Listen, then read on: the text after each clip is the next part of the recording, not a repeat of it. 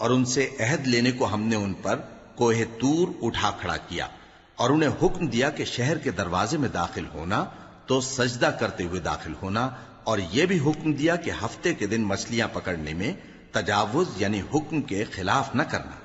غرض ہم نے ان سے مضبوط عہد لیا، لیکن انہوں نے عہد کو توڑ ڈالا، تو ان کے عہد توڑ دینے اور اللہ کی آیتوں سے کفر کرنے اور انبیاء کو ناحق مار ڈالنے اور یہ کہنے کے سبب کہ ہمارے دلوں پر پردے پڑے ہوئے ہیں، اللہ نے ان کو مردود کر دیا، اور ان کے دلوں پر پردے نہیں ہیں بلکہ ان کے کفر کے سبب اللہ نے ان پر مہر کر دی ہے، تو یہ کم ہی ایمان لاتے ہیں۔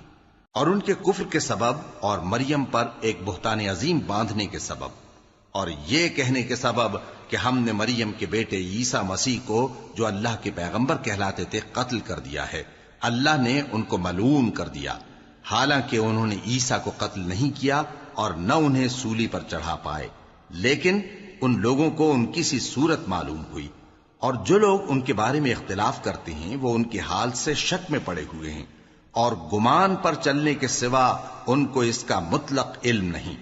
اور انہوں نے عیسیٰ کو یقیناً قتل نہیں کیا بلکہ اللہ نے ان کو اپنی طرف اٹھا لیا، اور اللہ غالب ہے، حکمت والا ہے۔ اور اہل کتاب میں سے کوئی نہیں ہوگا مگر ان کی موت سے پہلے ان پر ایمان لے آئے گا، اور وہ قیامت کے دن ان پر گواہ ہوں گے۔ پس ہم نے یہودیوں کے ظلموں کے سبب بہت سی پاکیزہ چیزیں جو ان کو حلال تھیں ان پر حرام کر دیں،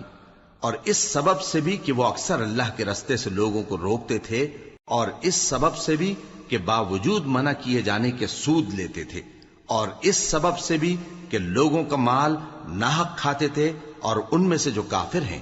ان کے لیے ہم نے درد دینے والا عذاب تیار کر رکھا ہے۔